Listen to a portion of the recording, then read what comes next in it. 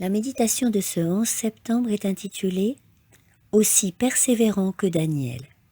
Ésaïe 50, 7.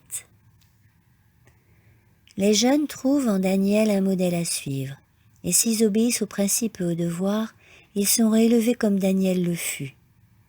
Selon la sagesse du monde, lui et ses 3 compagnons avaient été bénéficiaires d'immenses avantages.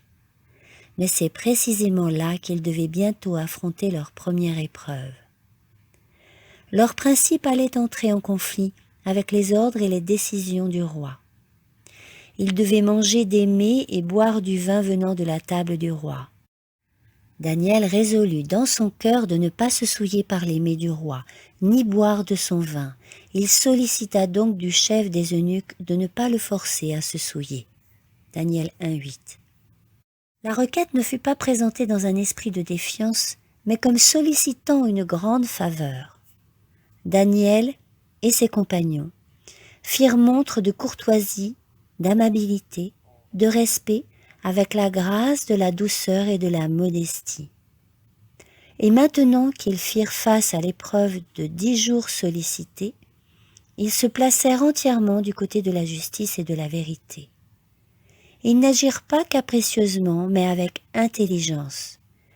Ils décidèrent que tout comme la viande ne faisait pas partie de leur régime dans le passé, ils n'en consommeraient pas non plus maintenant ni dans le futur. Et tout comme l'usage du vin était prohibé pour tous ceux qui s'engageaient au service de Dieu, ils décidèrent de ne pas en consommer. Daniel et ses compagnons ne savaient pas quel serait le résultat de leur décision.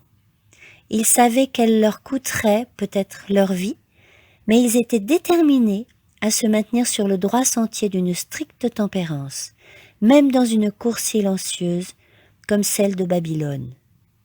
Le bon comportement de ces jeunes gens leur gagnèrent la faveur. Ils avaient placé leur cas entre les mains de Dieu, suivant une discipline de sacrifice de soi et contrôle de soi en tout. Et le Seigneur coopéra avec Daniel et ses compagnons. Ces événements furent enregistrés dans les annales des enfants d'Israël comme un avertissement à tout jeune, les encourageant à éviter toute coutume, pratique et indulgence qui déshonore Dieu dans un sens ou un autre. Amen.